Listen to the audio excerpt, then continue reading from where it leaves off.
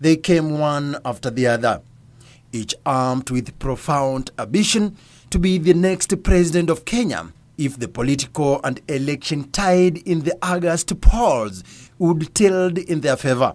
But one thing stood after all the candidates were cleared by the Independent Electoral and Boundaries Commission. The lucky 8 were all male. The only 2 women in the race who had raised hopes of the Kenyan female folk of ever ascending to presidency were Nazlin, Umar and Truphena Moraa Ochwangi, both of who unfortunately lost the fight after IEBC rejected their bids on technicalities. It's as though IEBC is under instructions to ensure Nazlin Umar does not reach on the ballot. But despite the deadline for submitting presidential nomination papers elapsing Monday, Umar has sought solace from the courts.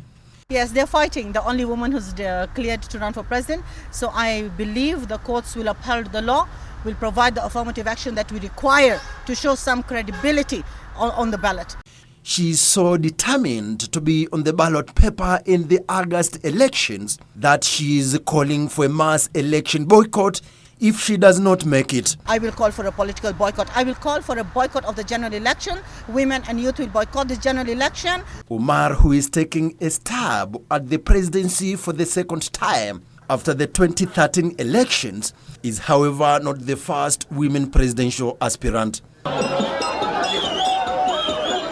In 1997, Charity Kalukingilu and the Social Democratic Party and Nobel Prize winner the late Wangari Maathai under the Labour Party were the only 2 ladies in a crowded field of 15 presidential candidates, and they gave their male counterparts a run for their money, with Ngilu finishing 5th and Maathai 13th. Kenyans want to see new leadership in place, and that is why they are giving me this support. And in 2013, Kenya's Martha Karua was the only female among 7 men eyeing the presidency. She came 6th and is now running for the Kirinyaga governorship seat in the 2017 elections. Are women a disadvantaged lot in political matters? Or are they just weak fighters in the aggressive political battleground?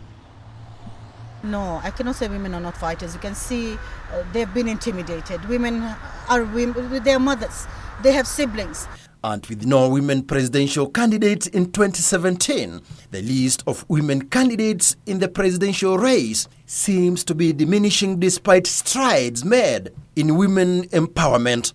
Youth and Affairs Cabinet Secretary Cecily Kariuki cites spiritualism that has blinded the Kenyan society to women's potential as the bone of contention in the women's ascension to presidency. The issue of economic empowerment and access to education opportunities have a bearing in terms of leadership and moving yourself as a woman to leadership positions. This equality is needed. If Kenya wants to grow its economy by 12 times, the only way it's going to happen is when men and women are equal and the women join the workforce. But for one Nazlin Umar, women have to fight for their political space, even if it means going it alone. Where there is a will, there is a way.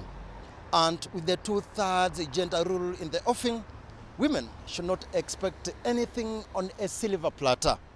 Just go for it. Samson Kitavi reporting for Channel 1 News in Nairobi County.